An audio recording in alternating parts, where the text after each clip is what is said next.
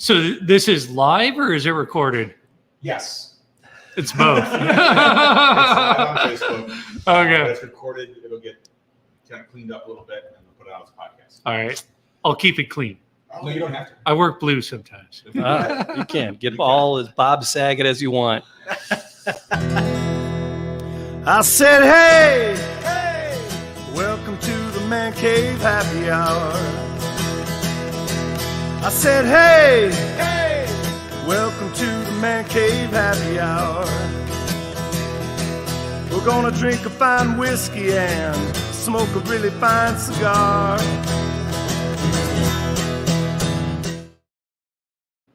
It is time for happy hour. It's the Man Cave Happy Hour. Whiskey, cigars, spirits, the stories that go along with it. I'm Jamie Flanagan. I am Matt Fox. I'm still August Kitschlag.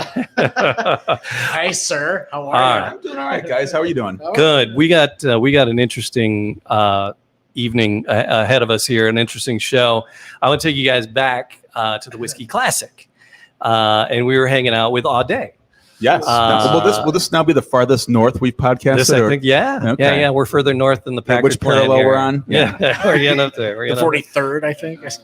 So Audet deals with so many different spirits and so many different venues. And he said, I got a couple of guys that you guys got to talk to. So Audet led us down this path. And today... we'll say let us up this road yes. instead of letting us down. Well, just playing with words there? Yes. Time will tell. Yeah. Mr. Literal. Yes, please. Yes. But we're going to be drinking some amazing whiskey tonight. And there's like some bottles I'm like, that were probably more than my first car. And well, I don't know what's prettier, the bottles or this little Lake Orion historic district that we're camped out in. They're both rather gorgeous. There's all these happy little children running around a gazebo right outside the window there. Everyone's smiling, little water running. We're at Wine Social right here, right in downtown. Yes, that's got the place all to ourselves. And we got Bhakta. Yeah, there we go. I scared myself out of it. Bhakta. Yes. Bhakta. Johann Sebastian Bach. Bhakta. So the Bhakta whiskeys, we're going to be giving these a try, and they got some amazing finishes on it. So Leo from Leo Gibson from Bhakta, and then here at Wine Social, Doug Jones. Gentlemen, thanks for joining us here in the Man Cave today, or actually in your establishment, Wine Social. Cave, right. Thank you. Yeah, thanks for opening the doors for us. We really, really appreciate it. So before we get into the whiskey, let's find out a little bit about the Wine Social and about you a little bit, Doug. Doug, tell me about your childhood. Childhood. Wow. Okay. Well, there was the early years. Now this has been Wine Social is kind of my man cave, literally, right? So I've been on the medical device side of the world for about 20 years now. Elbows, knees. Yes, and yes. Elbows, knees, hips, shoulders, knees and toes, kind of thing. Replacement livers. Because I'm in the market for a robo liver. So okay. No, but I've been on the orthopedic side of the world for about 20 years, doing medical device, doing total hips, total knees, total ankles, trauma products, all the sorts. And we moved to Lake Orion about 15 years ago. Nice. And about 7 years in or so, decided, really love the area. We love the lakes, love the community. There's really, really cool base of people here. And I decided I really wanted to own a business in the town that I was going to raise my family. We have 4 beautiful daughters, beautiful wife, and we're involved in the community with the schools and sports and other things, and really wanted to own a business in the town where I was raising my family. Nice. And didn't really know what I wanted to do, but a wine bar seemed like a really good idea. I love wine. I love spirits. But more than that, I love the community behind it. And like wine's got a story. Spirits have a story. And I love to share those stories with, friends I know, with friends I meet, right? And so it literally started from that. Didn't have any experience in the restaurant industry, just an idea and more of a feeling of a community base behind it. There's a picture on the wall when you first walk in. Yep. Help me understand that picture, because it says 2 guys had an idea, or what does that sign say? What does that picture say? We were featured in the Lake Orion magazine. Okay. a few years back, and they did a feature of us during New Year's Eve time. And so we had the families all dressed up, and that's my partner, Chris. Got it. Yeah, but the story is one day over a glass of wine. Okay. And it literally all started one day over a glass of wine, and conversation, and idea, and we went for it. That's great. And then during COVID, we actually doubled our space during that time, and that's what kind of really grew the place into what it is that you see now. It's a gorgeous spot. It And really Doug, is. I wish we could pan the camera here because there's an amazing Central Island bar, floor to ceiling windows looking down on the river that feeds out of Lake Orion. Yep. Beautiful woodwork throughout.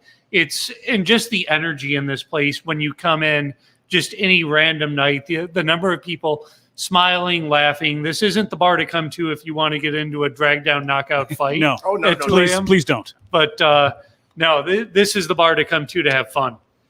Well, Yeah, I work in politics, so I'm used to people not answering the question that was asked. Mhm. We were going to get to all of that. Oh, gotcha. Right. You wanted to know about your childhood. I mean, we were going to get to all that anyway. That was like the next question. But Sure.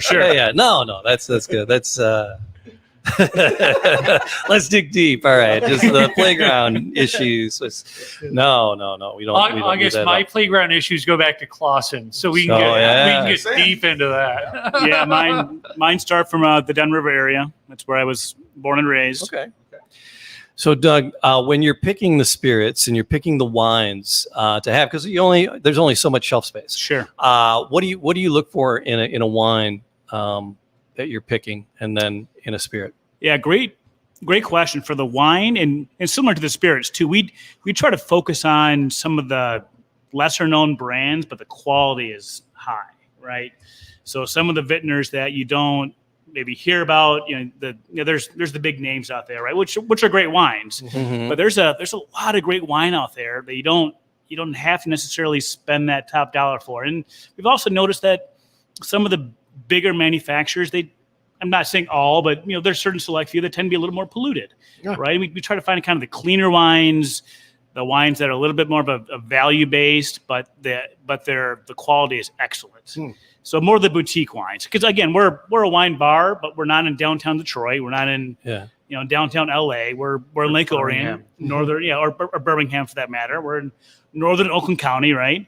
And so we want to offer our customers something a little different that they might not find at the big stores, right? Sure. So dealing with the wines, and somebody comes in and they want to know about them. How much training do you do with your staff? How knowledgeable are they when they're recommending? And do you guys do tastings in house? How do you train your people? We do a lot of tastings. We have two sommeliers that are on staff with us, and they help us pick our wines, and they're the ones that kind of say, hey, here's a great wine that you probably never heard of, but it's great because this and this. And I know Joe, the main winemaker from that vintner, and he meets you with overalls when you're out on his farm, right? Nice. Versus a suit, right? That's what we're trying to go for. Mhm. But yeah, we do a lot of wine tastings here with the staff. We do a lot of education because we want the customers to get what they want, and in order for that to happen, the staff has to know what they're serving, right? Sure.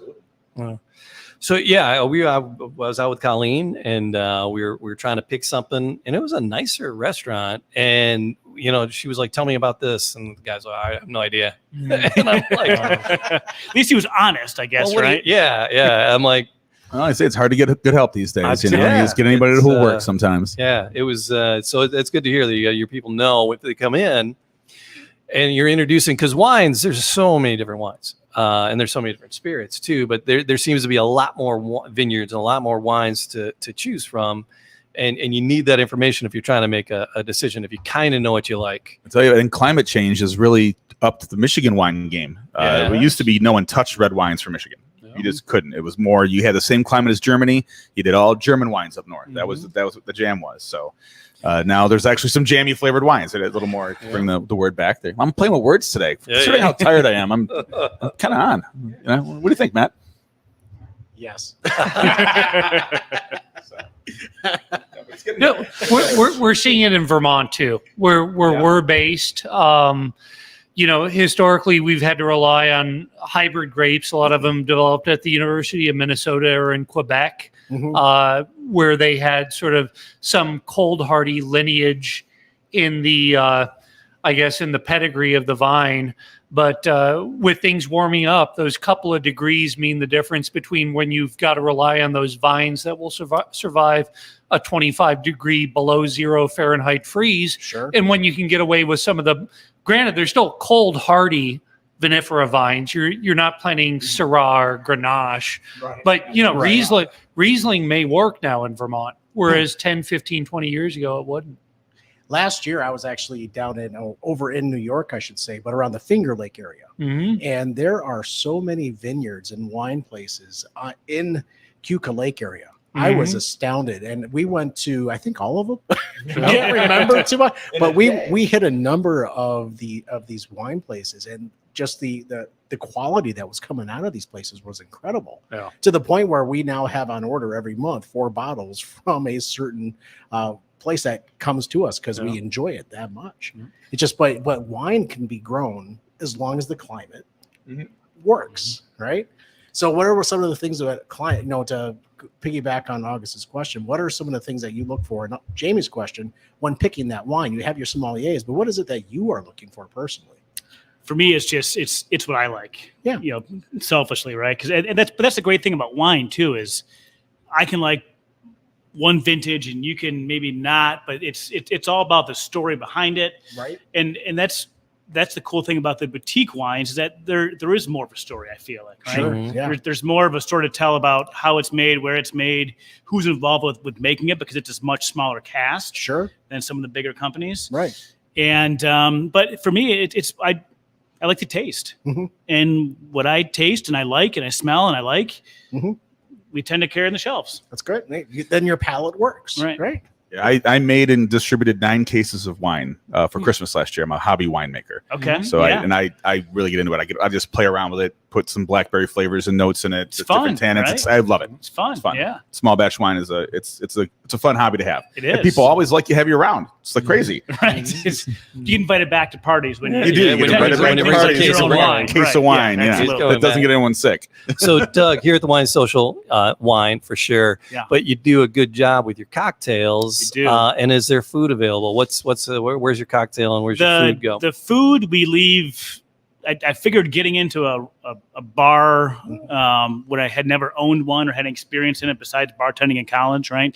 Was probably good enough with just going with the spirits and not trying to get into the food as well. And it's actually worked out really well for us. We do a nice charcuterie board. We do a cheese plate. We do some nuts from Eastern Market, from Rockies. But we leave the food to the experts, right?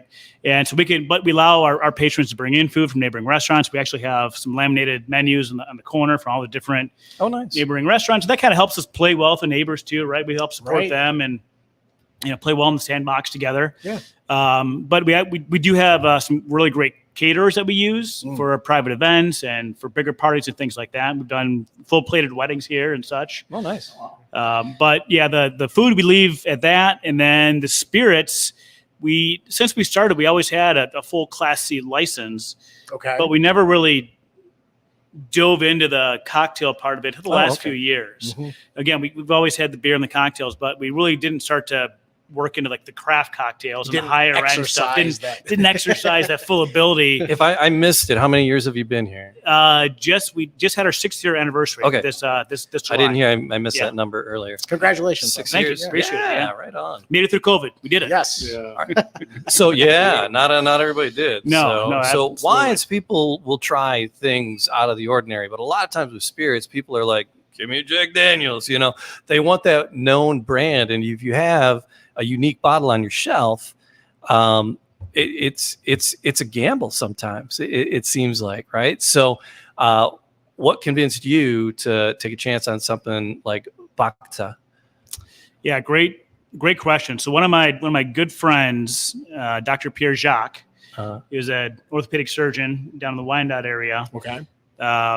Met these guys before I did. Okay. And he was at the big whiskey and bourbon tasting in Las Vegas.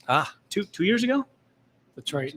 When the world opened back up. When the world opened back up, right. And he met Raj Bhakta, the co-founder of Bhakta, and PJ's favorite bourbon or whiskey was the Boss Hog, Okay. which Raj created when they started Whistle Pig. Yeah. And so and PJ is a great guy, but he likes to do things right. So he got the high roller bracelet, right, to go and taste anything you want kind of thing, right? Okay. And so he ended up tasting some Boss Hog and then got to know Raj. And then Raj was like, hey, I have this new company and here's what we're doing here. And PJ just fell in love. There you And go. so he set up a tasting with Leo back at his place down in Wyandotte. And I came down there, I met Leo and met the brand, and just like wine, it's got a great story. Yeah. And I fell in love with the story. And then after I fell in love with the story, I fell in love with the spirit. All right. The spirit level matched the story level, right? In terms of quality. Yeah. And literally after that night, after meeting Leo and understanding who these people are and what they're doing, and then again, tasting the spirits to help bring it all together, like I'm in.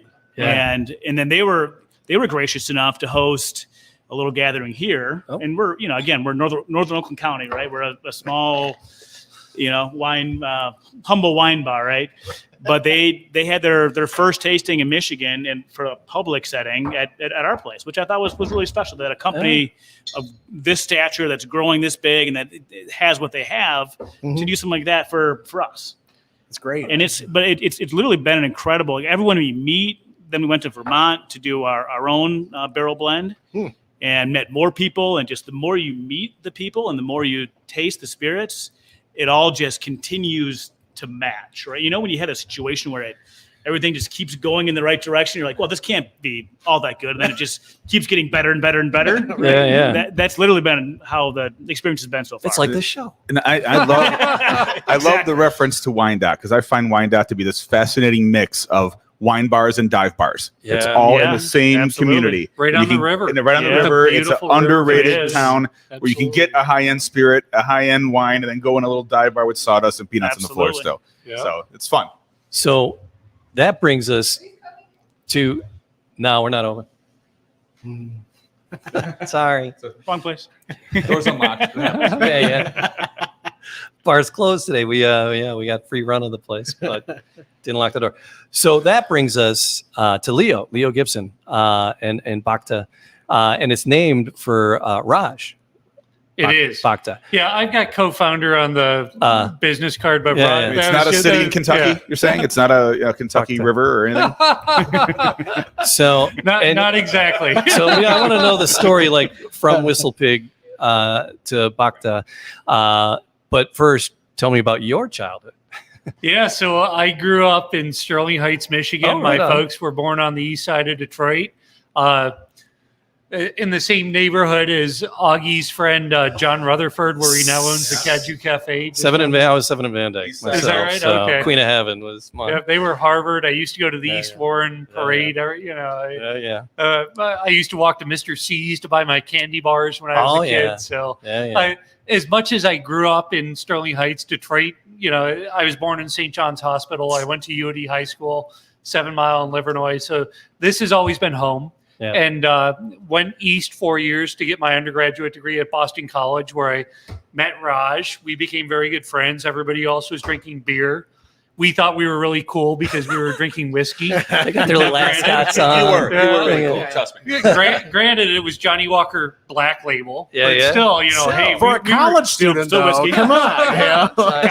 Counts. we were drinking Black Label, and yeah, back then that was probably $18 a bottle. That's maybe, crazy. so People are buying that Natty Ice Light. Yeah. $18 a bottle. Yeah. No, so for us, it was Cake. like, let's throw a couple cubes in. Let's talk about history and theology and, these great intellectual interests that we had in common.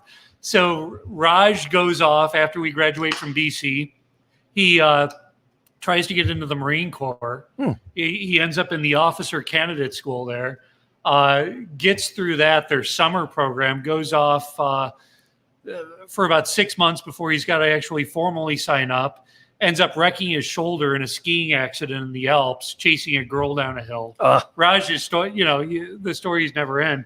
And then he's got to find something else to do. So he ends up doing that's his story. We'll get into that later. But my story is I stayed local. I was a Michigan guy, Detroit guy. Ended up going to the University of Michigan for law school. Most of my classmates from U of M ended up working in New York, Washington, D.C., Chicago, the Bay Area. I wanted to be by my folks. I wanted to be by my family. I stayed here. I was working for a law firm in downtown Detroit. Loved my work. I think I was pretty good at it. Couple things happened, though. One day, I get a call from my crazy college buddy who had bought a farm in the middle of nowhere in Vermont. And he says, Leo, I need $15,000 in 12 hours or I'm going to be bankrupt. Oh, my God. And so that was Raj. And what happened was the first tanker truck carrying the Alberta distillate from the ADL distillery out in Calgary to the farm that Raj had bought in Vermont with this vision of developing a grain to glass distillery, the first of its kind, basically, was hung up at the border in customs, and somebody needed to pay the duties, and he was flat out of money. Wow. So I pulled out my credit cards, and I was fresh out of school, had a ton of debt, 3 young kids, and I actually asked my wife, and I said, Christine, Raj needs... Good move. Good move. She's still my wife, by the way. 20th anniversary coming up in about 5 months here. But yeah, so I say, Christine, look, this guy, he's a little bit crazy, but this liquid is incredible. I believe in him. I believe in the story. And I'm going to take a chance. I didn't say, is it okay? But I told her about it. Was this the Whistle Pig project? This was Whistle Pig. This was the first shipment of Whistle Pig. First shipment of Whistle Pig. So Whistle Pig stuck wouldn't have happened stuck at the line. Yeah. My God. If my credit limit hadn't been 20 grand, Whistle Pig probably never would have happened. Wow. So that goes on my credit card. Raj pays me back. Fast forward a few years. Company's growing fast. At that point, it had about a dozen employees distributed in 15 states, doing about $1 million a year in revenue, peanuts compared to what it does now. Single SKU. All they had at that point was the 10-year-old. And I think they had released the 111, which was a limited release, 11-year-old, 111. It was like the proto-boss hog. So anyway, Raj calls me up and he says, Leo, I need somebody to help me build this thing out. You want to move to the middle of nowhere in Vermont? And I'm like, sure. Okay, 3 kids. Yeah, same sort of story though. Nah, you'd pay me back at that point. But to me, it's like you get to that crossroads in your life, and I could have sat in my office looking out at the Ambassador Bridge and the Detroit River, and kept doing litigation and workouts for the next 30 or 40 years, and I would have liked it. And like I said, I think I was pretty good at it. And, but, once in a while, these opportunities to come up to do something totally different, to rewrite the script, to make an adventure out of your life. And that was the opportunity that was offered to me. And so I took a chance. I said, yeah, I'm going to leave my partnership and let's move to Vermont and see what happens. Wow. And success. Whistle Pig was Whistle Pig. It's one of those brands. It's one of the crowning kind of brands. It is. There's some prestige with the Whistle Pig. So congratulations on that. Thank you. Well, I deserve very little of the credit. I was right place, right time. Yeah. I like to think I helped. But you look at the fact that Raj had the vision, the insight, the intuition to identify all of these streams that were coming to play in spirits 10 or 15 years ago. I'd be really curious, Jamie and Matt and Augie, to hear like how you guys got into spirits. But for me, like I said, it started with Johnny Walker Black back in college. And then I got talking to Raj when he started getting into spirits, and he's like, oh, our former master distiller, Dave Pickerel, you can't buy Whistle Pig, but he was the master distiller at Maker's Mark. And Maker's was, they revolutionized bourbon. Yeah. American whiskey until that time, bourbon was thought of as bottom shelf, rot gut, hillbilly whiskey. If you wanted something luxury, high-end, exclusive, exquisitely made. Bourbon wasn't part of the conversation. Yeah. Right around here. Yeah. Single malts, right? Yeah. I mean, that's where you went. But Dave and Bill Samuels at Maker's Mark had a vision that we can make a bourbon whiskey, a corn-based whiskey that's every bit as good as anything else in the world. And when Dave left Maker's Mark, he met up with Raj, and they said, you know what, we can do the same thing with rye. And rye is every bit as good, if not better, than bourbon, in the sense that with that rye base, you get that spice, that herbal note, that explosion of flavor. Look, don't get me wrong. You guys are about to enjoy an amazing bourbon here. You can make some phenomenal bourbons, but to us, spirits has always been about balance. But I'm digressing. All right. To me, like, I got into spirit because I got, this, I guess the angel sat on my shoulder and said, come to Vermont. And that was the beginning of my journey about a decade. You had two choices: do it or don't. Yeah, right? you did it. And you did it. That's right. And I did it. And that's probably been the course of my life since about 2013 now. Okay. So how did you guys get into spirits? Like, what was the beginning of your journey? I mean, how? I blame Jamie, actually. He wasn't allowed to. Mine was my friendship with Brett and Eric Coonan, who I met many years ago. I dated one of their first waitresses there. Okay. And then that got me into the craft beer, which then went into the craft spirits. Oh, try this, this stuff. And so that's where my, go for that other bottle on the shelf instead of the tequila with the sombrero started. Stay away from that one. Yeah. Well, I learned that in college. Yeah. I wasn't drinking Johnny Walker Black. I was, I was a little cheaper, but that's really what got my appreciation for the spirits and what you can do with them and the differences between the ryes and the bourbons and the Canadians and the Irish and the Scotch and all that. It all came from learning it first through beer snobbery, basically. So mine takes me to Ireland with just a fascination with Guinness and enjoying Guinness immensely, and then tour of the Guinness factory. And then I really lamented I didn't hit any of the whiskey distilleries while I was there. And so I was looking up, and I drank Jameson's pretty regular. And then I was like looking at the virtual tours because I was like, oh, what did I miss? And I just, the process was very interesting to me. And then I started getting into the American whiskeys and the bourbons. And that's what led me down to it. And then that's why we started the podcast, because we don't know. Matt and I was like, I want to learn. So I talked to the people who are the entrepreneurs and the innovators and the people who enjoy it and curate it for people to learn from you, what the questions that I should ask. So that's what brought me into it. And that's what started the podcast. Yeah, I was that toddler that would walk up to my granddad and say, can I have a sip of his Budweiser? So he would, actually. Which journey are we talking about? Your alcoholism journey or your actual craft spirit appreciation journey? No, I was just saying, the word responsible comes to mind, because what you guys do, there's a sense of responsibility. Us as consumers, we don't know what we don't know, but if we understand what we're drinking, we're come to appreciate it, and that makes us more responsible as a consumer and of these fine liquids. Absolutely, Matt. That's a terrific point. Right. On two fronts. One, I remember my poor grandfather. My parents were wine drinkers, not spirits drinkers. They kept a bottle of Southern Comfort in, which gradually my brother and I, we would replace it with water as the spirit went down until eventually it was basically translucent.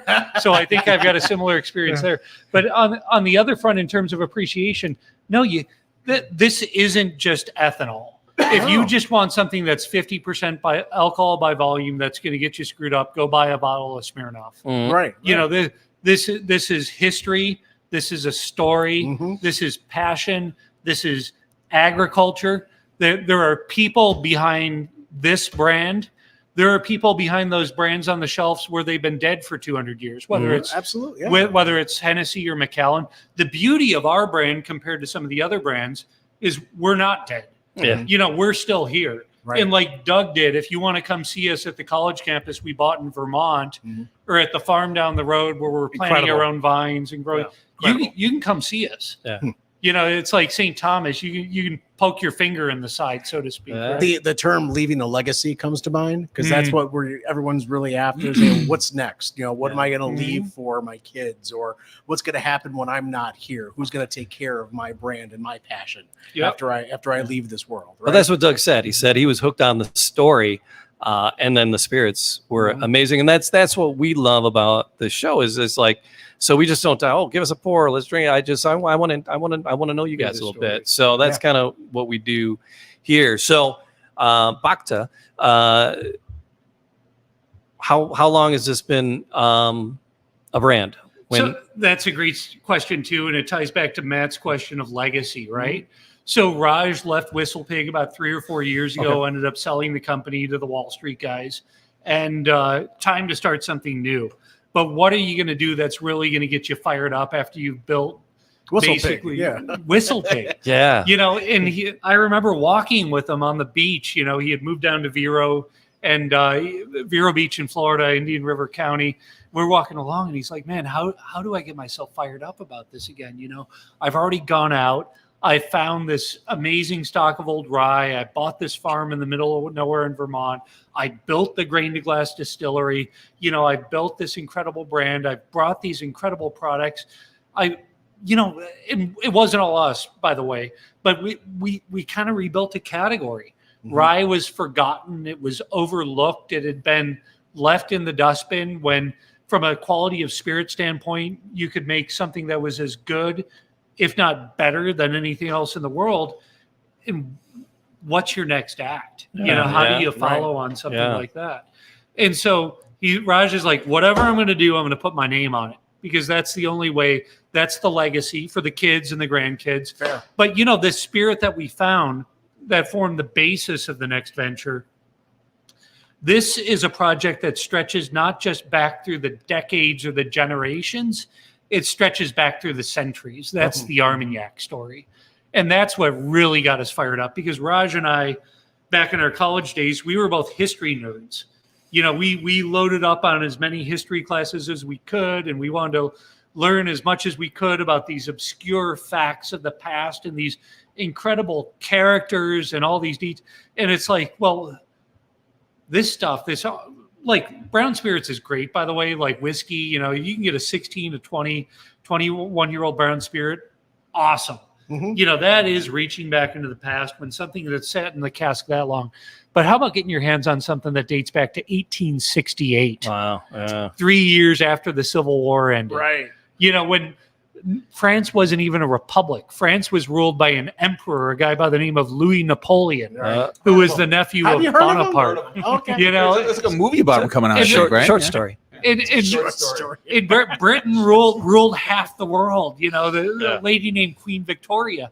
This stuff, these grapes were being pulled off the vine, crushed into juice, fermented into wine, distilled, and put in a barrel a century and a half ago, when not just before the airplane had been invented or the car had been invented or the light bulb, but like before any of the modern world had even begun to come into formulation. And this, to us, it's time in a bottle.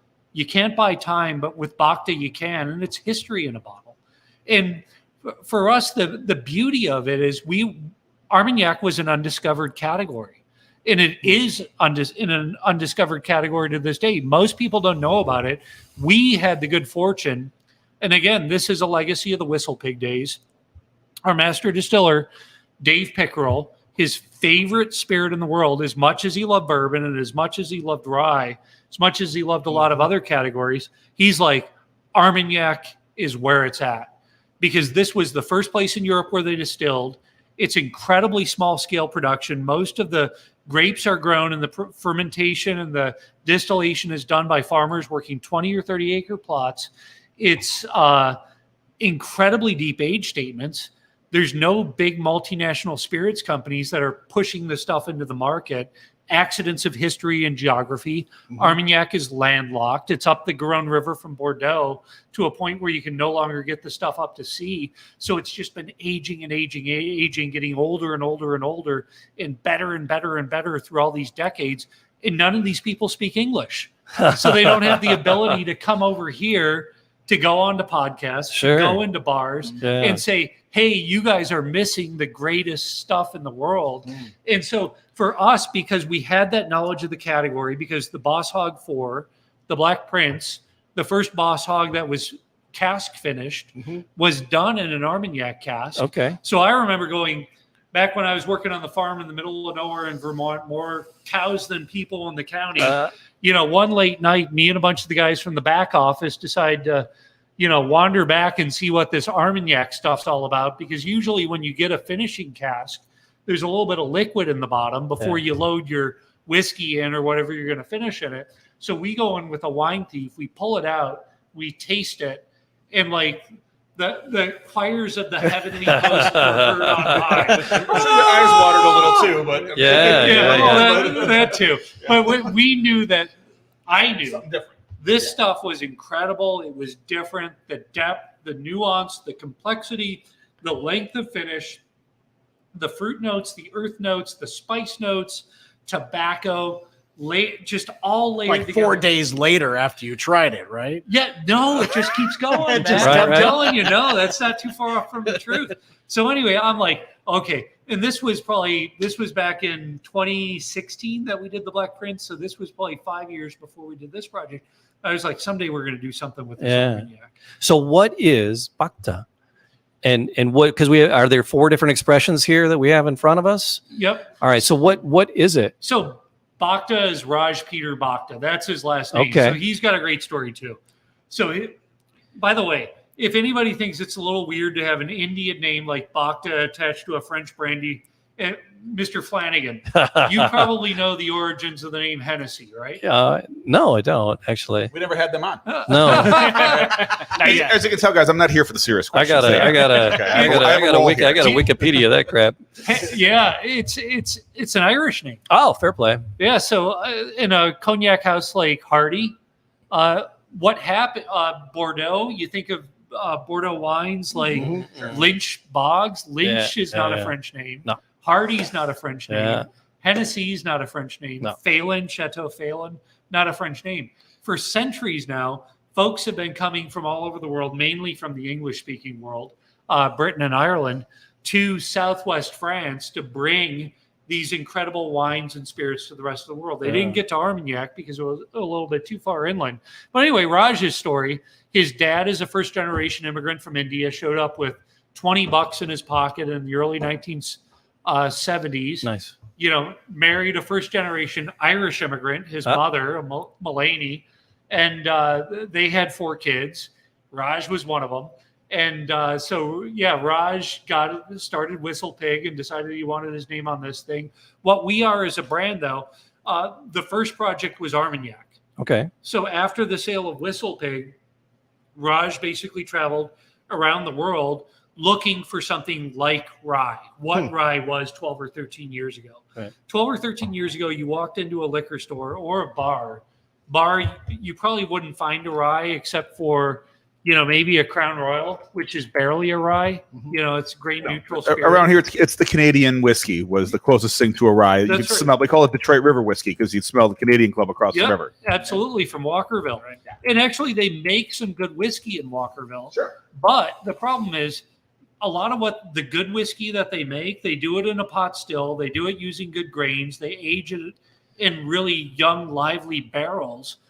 But they don't, at least until recently, they've changed this now. They don't bottle as a single expression. They use that as the flavoring component of sort of your, let's say, middle tier to be generous Canadian whiskeys. So it's no Redbreast. No, it's not. It isn't. You said they do it in a pot still. Redbreast does theirs in a pot still. That's right. Well, yeah. So was the first Bhakta project a brandy? It was Armagnac. Okay. So what we started with, and we'll get to this at the end of the night, the first thing that we released and the first product that we had in market for about a year, just in very limited distribution, a lot of it was just hand selling to collectors, to be honest with you, was this Bhakta 50. And this was a brandy. We couldn't call it Armagnac because what we ended up doing was a cask finish on it. And to call it Armagnac to meet the requirements of the AOC, it has to be exclusively aged in French wood. Okay. With this stuff, what we did is we took 8 different vintages, minimum of 50 years of age on the spirit. Jeez. Wow. So 50 years at the youngest, 1970 spirit at its youngest. Yeah. The oldest stuff in this blend, in every bottle of the 38 barrels of Bhakta 50, each of it, and it's not a lot, I won't piss on your leg and tell you it's raining, but each of it has a component of 1868 spirit in it. Nice. Wow. So you will get a chance tonight, before it's all said and done, to taste something that was distilled in the time of Louis Napoleon and Queen Victoria, the time of your great-great-grandparents, perhaps. See, my house was built in 1831. There you go. So you it's haven't like, found that bottle yet? I'm tucked in Start checking the walls. The next remodel, buddy. some kind of housewarming gift. Somebody What do we have in front of us now? Yeah. So we're starting with the bourbon. Okay. So this is a 99% corn, 9.5 years old, finished in Armagnac cask.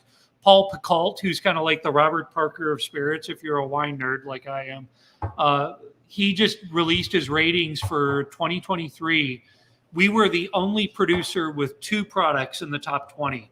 What you're tasting right now, this 2013 bourbon, 97 points in the number 18 spirit of the year of all the thousands that he reviewed. A little bit later, we'll get into our 1973 Armagnac, which was a little bit higher up the list. But this is pretty good stuff. I just can't stop nosing it. It's just There's a lot, right? It smells so Depth. good on the nose. There's a lot going on, and okay, I'm gonna dive in. So I'm gonna Go get it, man. Yeah, it's I hit it already. The first one I hit, it kicked me right in the back of my face, and then the second sip was like, all right, there it all is. Yeah. I didn't know what I was getting into, but that first one was like, whoa. Right now, I'm getting like tons of hazelnut and toffee on the nose. Yeah, there's definitely not. I don't. I was getting a plum or a purple fruit of some sort. No, that's there too. Little allspice. The nut is definitely Nutmeg. Yep. But it's not overpowering. Mm-mm. It's not like that nauseating nutmeg that you get sometimes where it's just like too much. There's caramel there, but it's not too much either.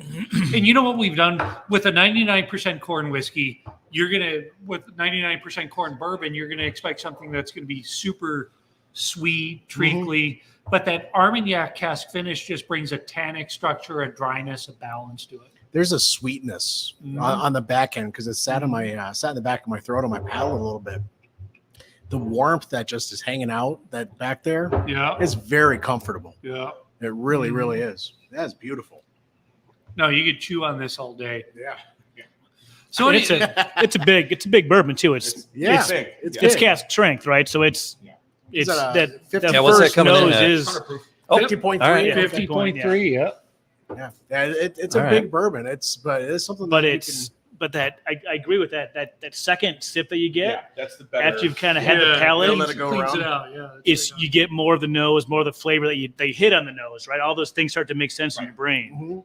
But that, Doug, that's another theory that we have just in terms of proofing in general.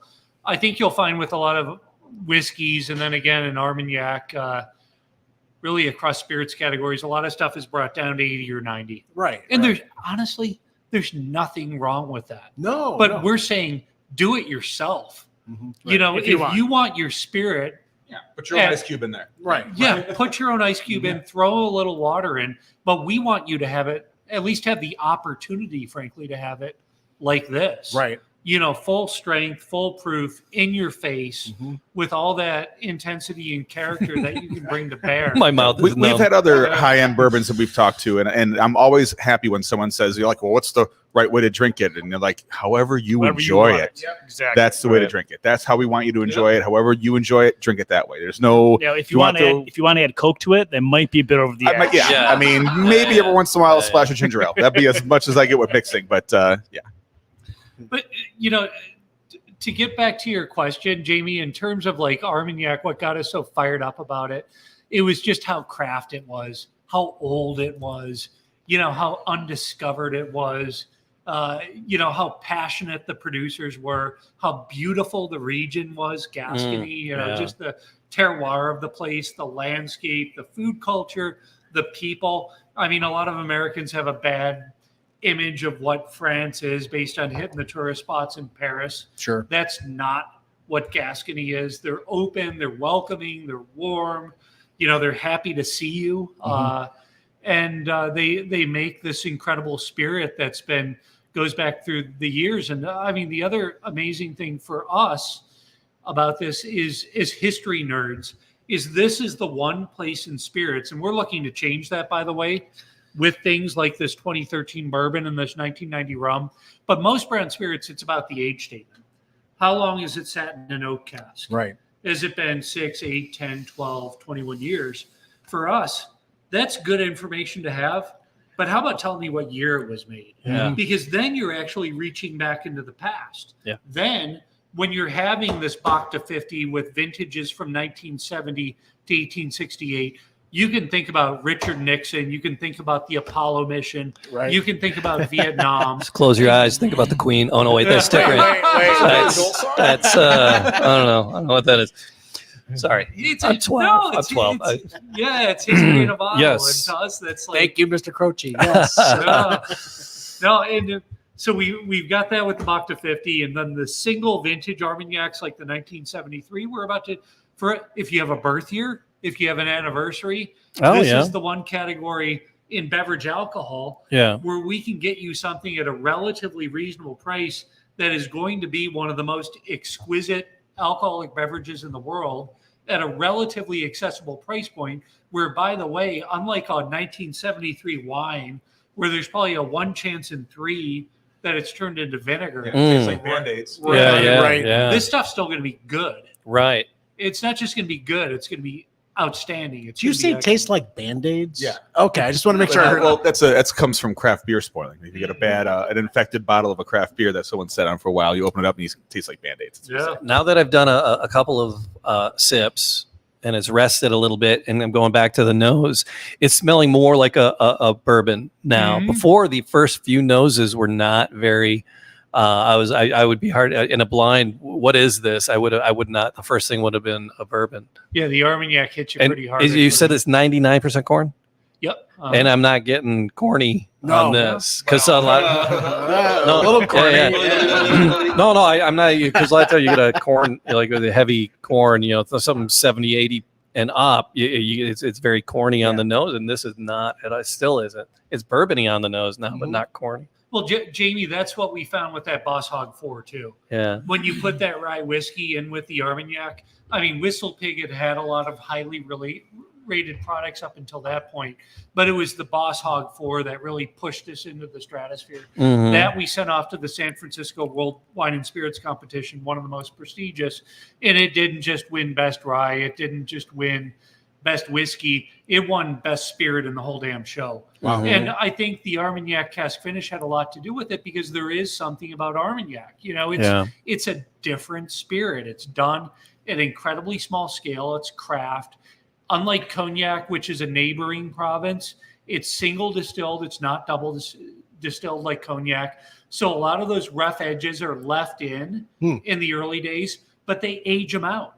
And Armagnac won't come into its own until it's 10, 15, 20 years old. Okay. Most spirits companies don't have that patience. They're focused on the bottom line and turn, and they want to get that stuff out of the warehouse, into the bottle, into their consumers. Because they're paying taxes on it as it sits That's right. there, right? That's right. Yeah. Well, those rough edges turn into these beautiful, exquisite complexities Right. as they soften over the years. That's what really hit me. Yeah. And so single distillation, the fact that in Armagnac, they're able to use 10 different grapes as opposed to Cognac. Uni Blanc makes up 99% of the production. It's almost a monoculture. The producers have a much broader palette of flavors to draw from. They use really good wood to age the stuff in. So, and it's done at small scale. The way these people have been doing it, their families have been doing it for hundreds of years. We were just very fortunate. We took a trip to France. Raj's wife had just announced she was pregnant with her 4th child. Designated driver. Yeah. Chased Raj out of the house with a broom. Things are better now, but it was a tense moment. I had just landed in Lyon, France.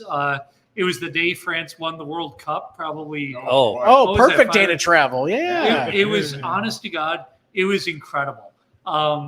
Just to be a part of that energy. Yeah. Like everybody was just so happy, so cheerful. Hundreds of thousands of people marching through the streets of Lyon, singing the Marseillaise. It was like, wow, this is like, you can see why these Europeans get into the World Cup, frankly. Yeah. It takes the Super Bowl and kind of puts it to shame. It's their Super Bowl, but that much more. That much more. Yeah. Right.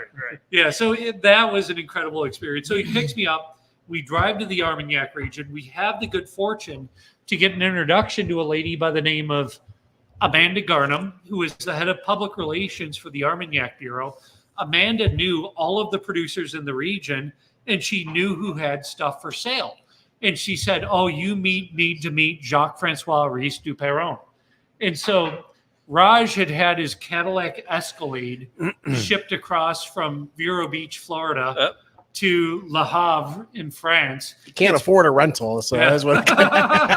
It's probably the only Escalade. This thing wouldn't even fit down the street. So he rolls into this French quasi-aristocrat's mansion's courtyard, the chateau's courtyard, with Be Our Guest from what's that Disney movie? Oh, Beauty and the Beast. Beauty and the Beast. Yeah, We all knew that too quickly. Be our guest. He's got that cranking, and this guy is standing there on the steps of his mansion, like looking at Raj, like, who in the hell is this guy? What just And happened? so I'm like, here? Raj, please turn it down. Please turn it down. And Raj is like, nope, turning it up. So that's Raj. So we roll into the courtyard with the Escalade. We're seated at this guy's table in his reception hall or whatever. And Raj, if you want to buy this guy's old spirits, these vintages dating back to 1868, you've got to buy the Chateau too. And this case of Fireball. Yeah. Take my daughter. You know take my daughter. No one will marry her. Yeah. Your women. How much for your? Oh my goodness. Blues No. So that's how that works. So anyway, we roll in, and Raj decides to take Wrong the glass, tour sir. of the chateau, and I have to do the sampling. Yeah. So I'm sitting here at this like magnificent oak table with this guy's coat of arms above this magnificent brick fireplace in this chateau in the middle of the Armagnac region of France, steps away from the cathedral. This giant mansion with these beautiful aging. And I'm a kid from Sterling Heights who grew up a mile and a half from the Chrysler plant. And then this guy's servants come out with these silver trays with Armagnac vintages dating back to 1868. So and it's my job to decide if we should buy this stuff. would you say you had an experience not just with the Armagnac, but everything that went along with it? Absolutely. Yeah. No, it was How do you not, incredible. It right? blew my mind. Yeah. I think you look at these ratings that the 1973 got 99 points, number one spirit in the world, Paul Pacult. You look at the bourbon you guys just taste, 97 points, number 18 rated spirit. The spirit is really, really, really, truly outstanding. Mm-hmm. But you layer in the fact that you've got these experiences that go along with it. And it's not just me sitting in a chateau. Do these come with a little flash drive of your audio of this whole story? They should come with one. They should come, especially in the high-end one, because that would really help sell it, because it's just too fascinating. It really is. It's freaking fascinating. But Doug can tell the story better than I can the next piece. So we buy this stuff. We leave half of it in France. We've still got the chateau up and running. That's so you bought the chateau, right? We bought the chateau. All right, just want to make sure. We're going to be bringing a number. Doug, I don't know if you're going to be able to make it, but we've got a trip going this fall. Wow. We've already done one with Planning some on of our collectors where they come out during La Flamme when they fire up the stills and get this stuff going. And by the way, a lot of the distillation in Armagnac, it's not done in a factory. The still is some guy, your neighbor who lives a half mile down the road, who's got a tractor and has got this thing on wheels in his shed, which is a still. And when the grapes have been crushed and fermented into wine, Pierre calls up Jacques and says it's time to distill. And he'll hitch the thing up to the tractor, drag it out. He Green Acres through that the thing fields, right over. Fire it up. They'll bring some food. They'll get some wine. They'll bring some that's what I Armagnac. got. Oh, Yeah, they'll have a party. They'll bring a band and we get this outdoor distillation party. Wow. But anyway, Doug, this isn't where it stops. This is the crazy thing because I don't know, Raj thinks big, which is why I love him and why I made the jump, from Michigan to move out to Vermont. But he had the Whistle Pig Farm that went with the company when we sold it to Wall Street, but he had another 700 acres down the road. We bought another 500 acres on the banks of Lake Champlain where we've got apples growing so we can do an apple brandy. Then we've got 900 acres down in Vero Beach where we're growing sugarcane for a future rum release. We'll get into our rum in a minute. But as if that weren't enough, and dear Lord, now that I talk about it and think of what my life's become and how much hair I had 3 years ago and how much I have now. Same. Yeah, it's like, what was I thinking? But I saw it in the newspaper that the campus of Green Mountain College in Pulteney, Vermont was up for sale. Doug, you've been there. Idyllic place, 150 acres, 500,000 square feet. College closed, falling enrollment, rising costs. And I didn't want to tell Raj I knew this was for sale. But I was like, if this thing sells and Raj finds out I knew about it and I didn't tell him, he's going to kill me. I was like, I got to tell him. So I told Raj. We end up going to the auction. We buy a college campus. Blue ribbon trout stream running through the back of it. We've got our still in there now. We're doing aging there. We've got hospitality there. But Doug, I've talked enough. Why don't you tell them a little bit about Are you doing campus? Classes there? We're getting there. We actually are getting there. That's the dream. Excellent. It was So Doug, you've visited this and you've toured this? I have, and so it was interesting too because I talked to my friend PJ, who I talked about earlier, who made the first introduction to Leo and Raj, back in the beginning. And so I did that. We had the tasting here. I was getting to know Leo, getting to know the brand, and just in everything that I saw and tasted, I loved, right? Yeah. And so then we get this invitation to come out to Vermont, and all I know is that it's this old college campus that they bought, and so your head starts to spin, right? Like, you bought okay, a college so campus. they This bought is a like college this is a campus, 2000s and we're movie, isn't going it? It's there very to hang Vermonty, out though, for isn't the it? weekend. It's a very Vermonty story. And It we may is. go sledding or we may not go sledding. Like there was like your mind. So I brought my wife and we brought our manager Lisa and my partner Chris and his wife, and so we all get and Nate, our head bartender. This is the best remake of White Christmas ever. All And right. so we all load up. We get on the flight. We get in the car. We get there late at night. And because the flight was delayed, we had some issues and whatnot. So anyway, we get there late at night. It's dark, and we meet. Thank you. We meet the people there, and the first guy we met, besides JP, was the town priest. Okay. Father Stephen. Because The campus we ministry. met JP, and he, the host there, he was great, fantastic guy. I mean, JP would tell stories about for a year and a half anyway, but that's a different story. But so we go to this their converted cafeteria for the campus, and they turn it into like a little speakeasy downstairs and a lounge upstairs with a pool table and a cocktail area. It's like a giant super treehouse. cool, right? And again, the very first guy I meet is Father Stevens, and he's drinking a sidecar, and I'm like, well, this is really cool. I can go with this. And so we ended up having some cocktails, sharing more stories, and just the weekend just kept getting more incredible. And then we went into the library, which is where they house all the casks. And so we're literally walking around the library, and they have all these casks spread out throughout the library, and which is really cool too about the college campus. When they left, they left everything. Yeah. So the Wow. books, Beakers the and chemistry Bunsen lab, burners? the beakers, I'm in. everything. So the I mean, we're not. Is our blending lab. it is. We're not- And so the library, the library is filled with books, right? Incredible books. They've got all these casks intermixed, and so we're walking around this wine thief, and it's like, hey, you want to taste the 19 whatever? It's 62, it's 82, 42, whatever. Right. Okay, we're just thieving out of these casks, and my mind's exploding and my palate's exploding, and it's one of those weekends where again for me it kind of pulled it all together. Like, oh, this is the real thing. Yeah. Like these guys are doing something incredible, something different, right, than everybody else in the world right now. Wow. Man. Sounds like a great experience. It literally was. And then the best part of that experience was when we did our own blend. Okay. Yeah, there it is. Yep. We did a bonbon. We used their 10-year-old bourbon as their base, and then 60% of their 10-year bourbon, and the other 40% were the different single-year vintages of the Armagnacs. Oh my goodness. Okay. And so, which was great for two reasons. One, it means you get to taste all those different vintages of the Armagnacs, right? To know what the nose is and the taste and the profile is of each. So we're tasting it, making notes, and then we'd add some to a beaker. We add a little bit more to the beaker, and then we'd, stir it all up. We taste that. Okay, well, let's change this a little bit. We had a big whiteboard behind us. But in that, It was absolute science at that point. Yeah. Really Yeah. was. Yeah. We had a big In a whiteboard former behind science us. lab. Even what blew me away too is when we were playing around with some of the percentages. Okay. Some of the vintages were finishing these Islay casks, and so you get that smoke flavor, right? That you get that really heavy nose, and I wanted a little bit of that. not too much because it's bourbon based, so I wanted to keep that theme.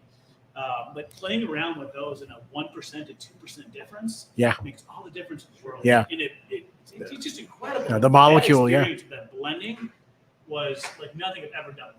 Just incredible. That's awesome, man. I'm a little paint me jealous a little bit over here for that. Come see this. Yeah, it's. We'll make a trip out of it. I got family in Burlington. I can come down. I'll ski. That's fine. I'll ski every day. 45 minutes from Killington. It is God's country. It's absolutely beautiful. The outdoor recreation opportunities, the spirit. I think the hospitality program that we put together. We've renovated some of the dormitories so that people can be comfortable. Sure. I won't say it's 5-star luxurious, but you're going to be treated right. You're gonna sleep well. Yeah. And all right. So this is rum, Jamaican rum. This is Jamaican rum. And so this is a blend of actually 2 different Jamaican rums. Okay. It says 1990 on the label, Sure. but it's actually got 1990 is the youngest. Sure. So Youngest. 1985 in it. All right. And so this stuff. I thought I smelled Polly Shore. How many Little Polly Shore in A there. little Polly Shore. E5. No, this stuff. I just. What you taste, buddy? So I'm not smelling rum though. It's bourbon. I'm not. Yeah. Yeah. Bourbon. It does. Yeah. I'm not getting a. No, it's delicious, but it's also I The grab the label and I'm looking. I'm like, that's some strong stuff. well, it's at 62%, right? Is that what it is? Yeah. That'll put hair in your hair. Yeah. as they say. 124 proof rum. Okay. It's almost creamy at the end. It does not taste like 124 proof anything though. Yeah. It does not come off the. There's no burn that you'd get. It doesn't taste like that at all. Warmth. No, it's lovely. Yeah. So this is our latest release, and Wow. God, the legs are very Creamy. deeply I know, aged. right? It's, and I think rum's due for its time. Rum. Are you guys mostly whiskey? Or are you into rums at all? We'll try anything, but for the man. Yeah, we ventured down everywhere. rum once. really We did will. rum once. We've We done did rum. vodka. We've done tequilas. We've done wines, ciders, meads. But rum once, only once. Rum once. I Twice. hate to say No. it, because for us it's almost become a cliche, but for us it's the blank category for the whiskey drinker. Rum seems to struggle as a spirit. People, it tries, rum's going to be the next thing, and then something else usurps it. Only when they went with the bazillion flavors, like dragon fruit rum and passion fruit rum, and they thought that was going to be the next flavor. Right, like all the everything. vodka flavors were But I feel like the successful. Mount Gays of the world have always stuck around and been popular. The Pussers, the Pirate, those have all been held their own. In Florida County, you can get some great aged rum too. Yeah. Diplomatico, it's hard to find, and there's a lot of chaff in the field, but if you can find the really good stuff, a well-made rum can be as exquisite as anything in the world. What I particularly like, we're drinking Jamaican rum right now, which is made from molasses, but I don't know if you guys have had a chance to dive into some of the rum agricoles, the style that they make in the French islands, where as opposed to making it from molasses, they make it from fresh pressed cane juice. Oh, okay. They basically press the sugar cane, they extract that sugary water. That's what they ferment. They don't boil it into molasses first. And so you do get those tremendous floral, spicy notes. It's a lot like rye whiskey. With this stuff, you get the whiskey-like flavor profile because these were aged for a long time in early use ex-bourbon barrels, like first dump, basically. And so... In which barrels? Oh, bourbon. Okay, in bourbon barrels. Okay. So this has spent a lot of time in bourbon barrels, but finished in an Armagnac cask. Okay, and then again. finished. All right. So that's sort of like the magic touch, I think, here Sure. again, too, to give it a little bit of that dryness, a little bit of that structure, some of those tannins that balance out for what I think a lot of whiskey drinkers can sometimes be a little bit too sweet, even with like a deeply aged rum. If you guys had cigars, this would be the time to light it up. So yeah, I'm just something. What type of cigar would that look like then? You know what? Raj should be here because I don't do it often, and when I do it, it's like I like these little what do they call it? Short stories? Robustos? Swisher Sweets. I've upgraded from there. That might have been my high school days. Yeah. Well, if you were to dip one of those in this 124 proof rum, it would go up pretty quick. In any event, Raj and I had the good fortune to be down in Dominican Republic not too long ago, and we were invited to visit the Fuente factory. Nice. And so we didn't just see the factory where they assemble the boxes, they cure the tobacco. We got to go out to the plantation, and then we were sitting there, and Carlito, who is running the company now, Arturo's grandson, and they have an amazing family story. They were an American family, and they started rolling cigars in Tampa Bay, Florida. They had a factory fire, relocated to Cuba in like 1955, 2 or 3 years before the revolution. Before I went to shit. Yeah, had that factory seized. And then they relocated to Nicaragua, Right. where again their factory was seized by the communists. Oh my goodness. And so then they had to flee again to the Dominican Republic, which is their main base of operations now. But Carlito, he loves cigars. He loves, these old spirits. I think Armagnac goes great with this cigar as well. I want to say, what's that stuff? They come in a little tin. It's like called Altoids, the mints. the curiously strong peppermints, right? No. Yeah. Anyway, No. I'm drawing a blank. It's one of my jokes. But what do you guys like with spirits? From a cigar we stand. love to have a cigar with a spirit. Yeah. We just don't know what the proper way to pair is. I usually go on a lighter cigar. I usually go a little bit more mild, just so it's not overpowering, because a really powerful cigar is going to just Right. overpower Light everything powder, for yeah. me. For me, A friend of the show, he loves having a dessert drink with a chocolate type of cigar. So he'll mix dessert with dessert. But when it comes to bourbon and what type of wrapper should you have with this type of bourbon, that's where we get a little lost. So we're always looking for folks to help us in that regard too. To me, it's hard to say. I can't guide you there, because I like a light cigar on the rare occasions I like a cigar to begin with. Because to your point, Jamie, I think if you were to get something too robust with too dark of a wrapper, I think that's all you're tasting, isn't it? I'm loving the sugar in this. I'm a little bit of a girl drink drunk. Throw an umbrella in it, and Tiki night. It is. It is. I'm happy with it. So Demerara, I enjoy yeah. it. But and again, the bourbons and the whiskeys have moved me away from that and a bit more. But I still enjoy it, and so I'm enjoying this because there is a sweetness, There is. sugary molasses. There's No, a it's creamy. I There's a absolutely love it. creamy. I think it's fascinating. Hang the on, it's like a flavors. creamy bourbon. It's a Yeah. creamy sweet. I don't want to oversell the sweetness of it, but there's a It's not quite an aperitif, but it's an aperitif. yeah. Yeah, it's Right? not cloying. But to your point, when you were talking, I just noticed it. I was literally licking my lips. Yeah. Because there is like that sugar coating around it almost. Yeah. Like when I was a kid, I was the kid that picked the raisins out of the box of Raisin Bran. For that For the sugar. that sugar. Yeah, so I don't do cigars. I don't smoke at all. Yeah. So I would pair this with a fine kettle potato chip. Hey, Basically, and some whatever. cheese. That's how like you said, enjoy it how you enjoy it. And that's, exactly. so I don't do the cigar fat and stuff. salt and alcohol there's a science to it. But There's nothing wrong with try that. taking, to your point, try taking a sip of the rum especially, and then just take your tongue and kind of push it up on the roof of your mouth, and then on numb on the front of your lips, and it'll enhance that kind of sugary That's- flavor a little bit. That's a good call. But Dad. it kind of makes it linger a little bit. It gives you a little bit more of it on the back end. wow. Yeah, it does.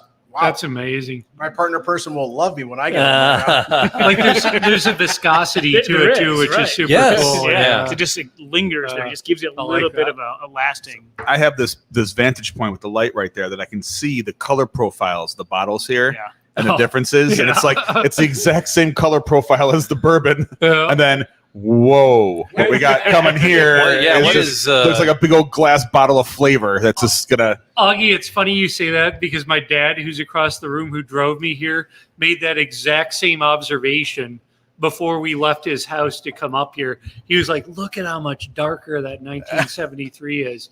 And so, should we get into the 73? Let's get into the 73. Are you guys sure you want to drink the number one spirit in the world? Oh, my God. Let me see. Hold on, August. Let me get you. I'm in. Yeah. Leo, Just super clear. yes. Yeah. And it's the bottle, the packaging is very Art Deco. Yes.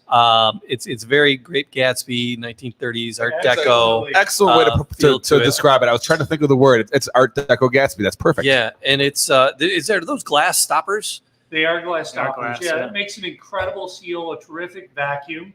Unlike cork, you're not going to get any decay. So this stuff will keep for years and years, decades and decades. Oh, welcome to the dark side. Look at this. Wow. Yeah. I told you. Sitting here right with the Are you sure? with the light right there. It's like, are you kidding me? And Looks Jamie, like Dr. Pepper. Jamie, Yeah. I got to give another shout out to my dad on this bottle here. So Yeah. Raj and I were fooling around with design. Oh, sorry.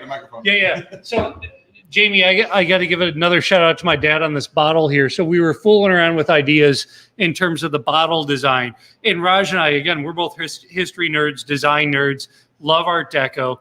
But my grandfather, my dad's father, was the chief engineer at Plymouth Dodge. So we were a Chrysler family. Was the front of the It is that's the Chrysler building. Yeah. Oh my God. Okay. That's brilliant. Wow. And not the one here in Auburn Hills. Yeah. No. Yeah. The one in New York. You'll stay up until this dog looks wow. like the top of the Chrysler building. Holy smokes. Talking about 1970s All and right. 80s coming into Cheers, play. gentlemen. Cheers. So what Cheers, is fellas. this is the number one whiskey you said? Oh, Number man. one spirit in the Number one world spirit. this year by Paul Picault. International Picault. Wine and Spirits competition only gave it 98 points as opposed to 99 like Picault. Yeah, screw those guys. But we'll forgive Oh, okay. them. This is the all right. That's just incredible. Yeah. So this has Armagnac on it. So This is Armagnac. meets the requirements of barreling and aging It and does. the French wood. What and- a Indeed. difference from that original. But wow. okay. Get So that in the- your face. But to think, I'm not sure what year you guys were born in. A lot of you probably, I wasn't born. 1997. There you go. Well done. Make it 74. Can I see your ID? I'm 74 as well, so this is a year A year older before you were born. Than you. before- So these I'm a grapes little were older than that. grown, harvested, crushed into juice, fermented into wine, distilled, and loaded into a barrel while you were in your mama's belly. Wow. Yeah, I think I was conceived right when this thing was bottled. Yeah. Do you have it? Have you done Ancestry? Have you done Ancestry.com? Any French in your DNA? Or the Fox name, no. I have a disappointing amount of French in my Jess. For being named August Gitschlag, we have a lot of French.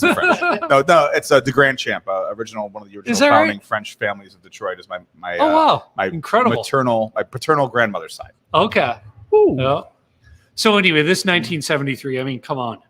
Yeah, That is a pardon the expression. That's a tasty treat. yeah. It really, really is.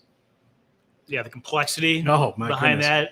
Just I get that Is- purple grape, on the back end. Yeah, and Just- like stewed Well, plum, yeah, stewed it's fruit. right, yeah. But there's some yeah. earth there, and there's some tobacco there, and there's caramel there, and it just hits you in waves. And look, as great as the bourbon was, amazing as the rum was, you get to something like this. It's a different animal. It's a different animal. It is really is. completely different. Yeah. It's almost sweeter, right? Than that. Are there the any bourbon. chars Not in a these sweet barrels? way, but in a Do they char these barrels at flavor all? Very lightly. Very Okay, lightly. like a because I'm word. getting a little bit of the char Yep. in this. it's Yeah. incredible. Yeah. That long I and can feel wood, that. it'll pick it up a little bit. Yeah. And the other thing too is these are larger format containers than a standard whiskey barrel. Sure, Standard okay. whiskey barrel is about 200 liters. Yeah. These are 400. Okay. The initial aging barrel, and then they tend to rebarrel the thing after a while into a Mhm. larger format container because you still want that evaporative loss. You still want the volatile alcohol to bleed off. Right. But They want the angel's cut of it. that's Yeah, right. yeah, But yeah. you don't want that intense influence of the wood for 50 years. Right. And so the way they manage that is by recasking into larger format casks, 1,000 liters, 5,000 liters. Okay. Some of them are half the size of this room. Wow. Okay. I believe that. Beauty. Another thing that we're so lucky. Our cellar master Bernard Domecq. He had been working with Maison Riche du Perron, from whom we acquired these stocks since 1970. So he's on 53 years. He's actually formally retired. Wow. The French government forces you to retire at a certain point. Yeah. Bernard didn't quit. Yeah, He still he doesn't get paid. He still comes in. Yeah, sorry, There's France. people protesting all over the damn country right now about the retirement age, and you're calling your boy out. Well, there goes the UAW. The subway's on fire right now. Yeah, YouTube, take this down in France. Oh, yeah. But in any event, Bernard comes in every day, but every drop of Bhakta spirit are Armagnacs, are brandies that you've tasted and that you're going to taste from the 1970 vintage to the present. From the moment that stuff came off the still, through those months, those years, those decades that led up until it went in the bottle in the last 12 months or so, Bernard was there every step of the way.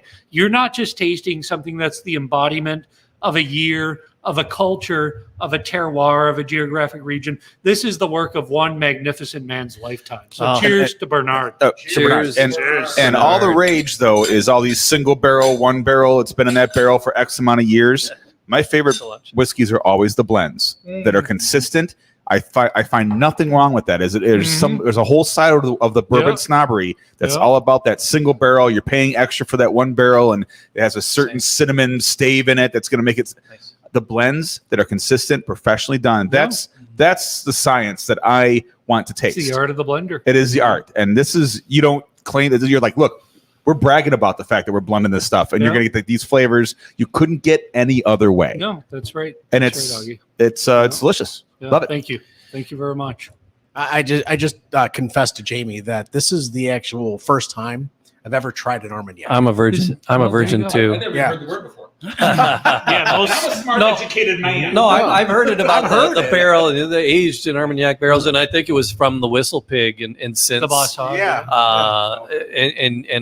But it on its own, I've never ventured down there. And you know what else I tell people? I'm not just a Bhakta Armagnac fan, and we're not just an Armagnac house. By the way, we're doing bourbon, we're doing rum. Sure. But my passion now is Armagnac, and it's not just Bhakta Armagnac. To me, the fact that you can walk into a store and you can find a bottle of spirit that's 50 years old plus that was distilled in, pre-1973. That's not chartreuse. Great. That's for a couple $100 a bottle, when these days people are trying to sell you a no age statement whiskey that was strapped to an ocean liner, or maybe or bombarded with heavy metal music, and all of a sudden they can look, this stuff like an Iraqi war prisoner. And don't get me wrong. So, some of those are they're fine. Yeah, YouTube's taking it down. Some of these, I don't mean to disparage some of the other people who are in the space. These are fine. They're fine spirits, and they taste good. People are paying a lot more for trickery instead of age. This is real. People are paying more for a crazy crystal skull bottle Than authenticity. Leo brought it up. than the product. Leo brought it up, so we have to get to that. We have to talk about the price points on these gems. Okay.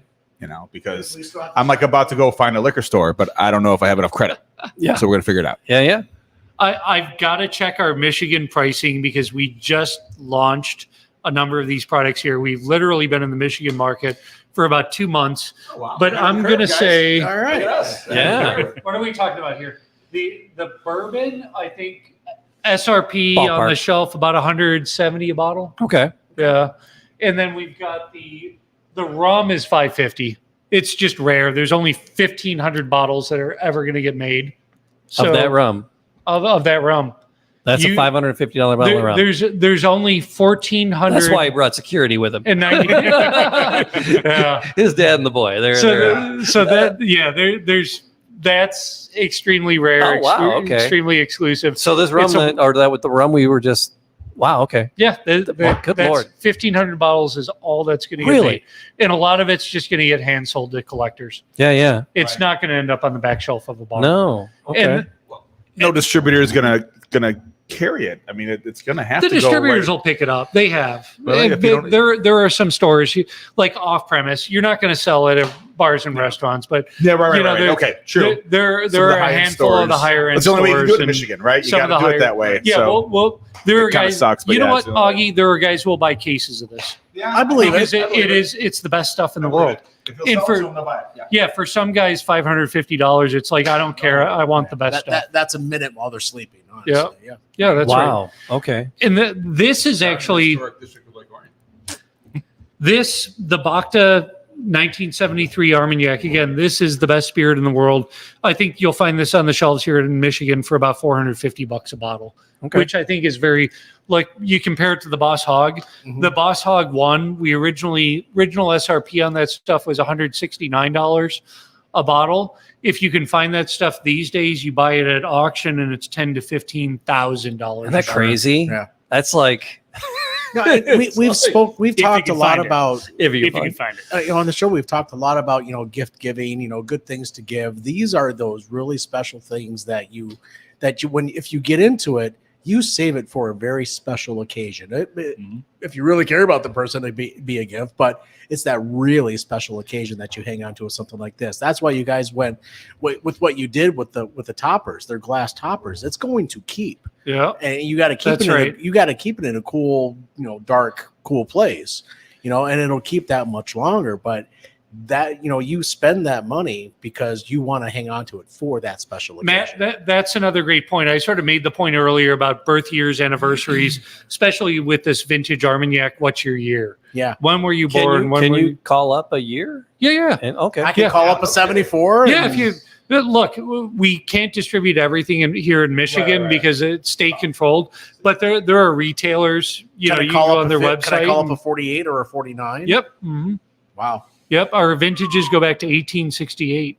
You may have to take out a second mortgage. Yeah, as you should. But to me, the other cool thing about these vintages, though, to your point, though, Matt, I had made the point earlier, they don't spoil on the front end. You're not going to pull the cork like you would with the 1973 wine and get vinegar. But look, I like wine. I like spirits. I do reasonably well. But I don't spend more than $100 a bottle on anything. Sure. To me, that's crazy. Because there's so much good stuff that's under $100 a bottle. Amen. But with this stuff, you pull the cork on it, you pour 2 of them, and you can do that for the next 20 years. Right. It's not a one and done like it is with the wine. This is notably different. Very much. As we opened each one, I was like, oh, this is not a rum. This is different than a rum. It's like this is not a bourbon. This is different. And this, I had no frame of reference on our rack. I've had some of the Pappies. I've had some of the Louis cognacs in my day, and I've never tasted anything like this. Yeah. I mean, everyone says the Pappies are overrated anyway. Just give me a good bottle of Weller, and I'll be thrilled. It's the same as. But this is a distinctively different flavor. Yeah. It's amazing. I'm convinced this is the best. So you and Raj pretty the best happy stuff with in the the world. project so far? Look, it's a struggle, because we've got a lot on our plate. Sounds like you're struggling with your campus. That's why. That's why. Yeah. Talk to your wife about that. When you're managing trying to redevelop 500,000 square feet and 150 acres in the middle of nowhere in Vermont, honestly, this is the easy part because this stuff is so good. The quality is so high. The campus redevelopment project, we'll get there. Yeah.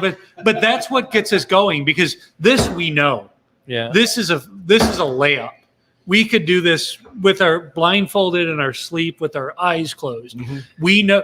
Look, I don't mean to sound boastful, but we've been around good spirits long enough that we know how to find good stuff ourselves and how to talk to people who can find us. You have resources. We do. And you exercise those resources as you rightfully should because you want to grow again. Right. Right. But we want to make a difference. And that's what gets Raj up in the morning. It's not about bringing these great spirits to the world as much as we love this. It's about turning around this campus because this was the beating heart of this town.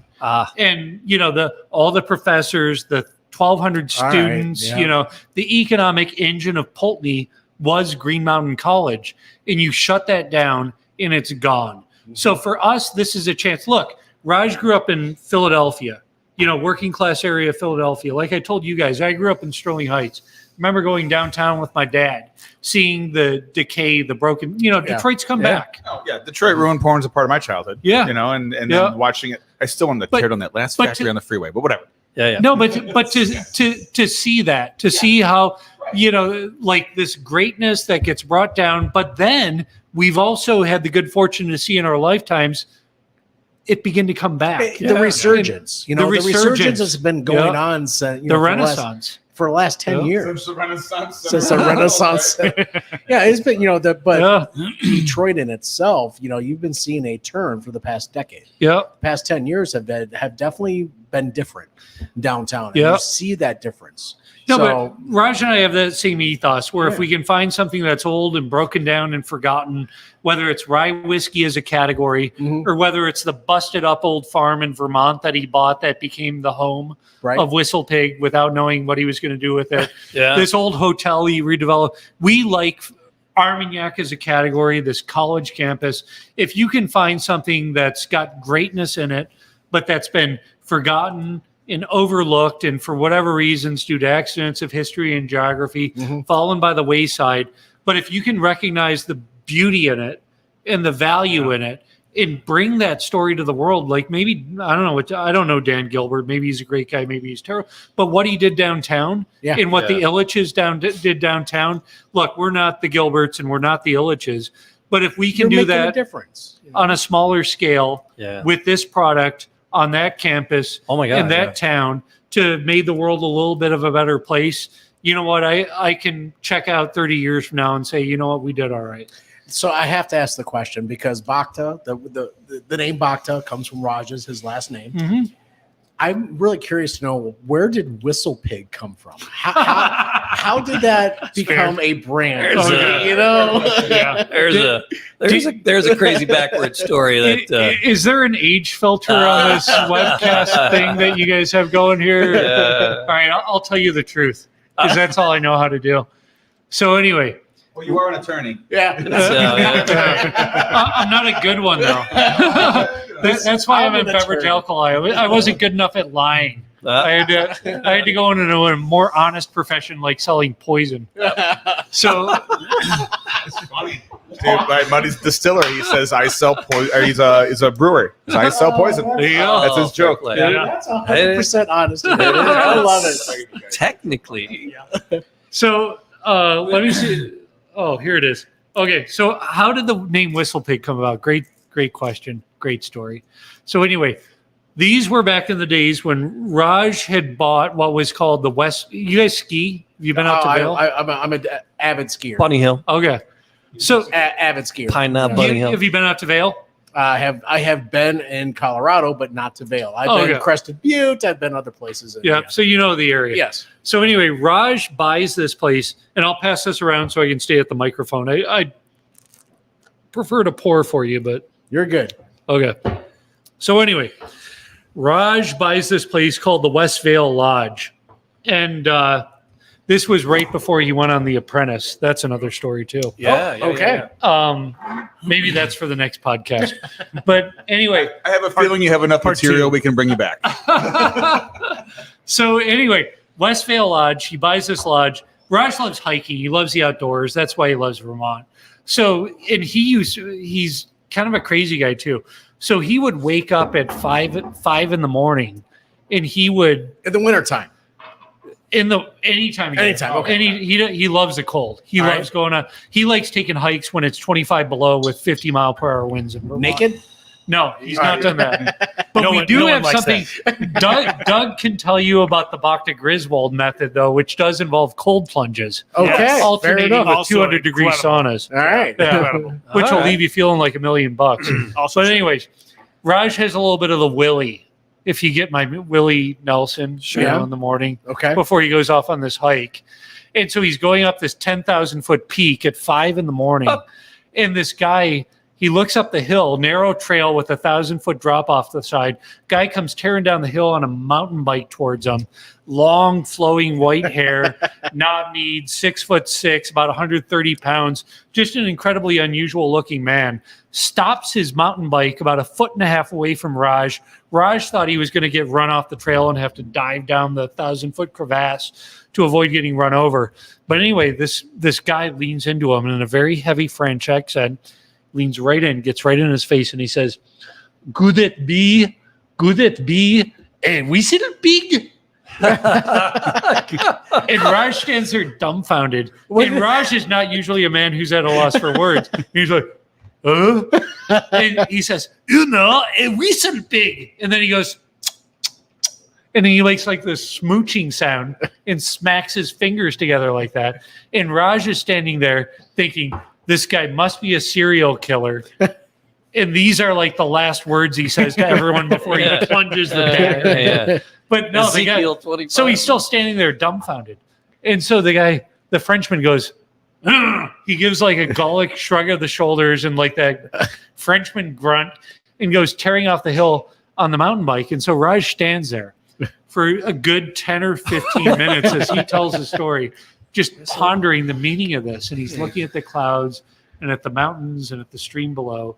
And he decides that this was a message from God. That someday I'm going to have to do something with this name, Whistle Pig.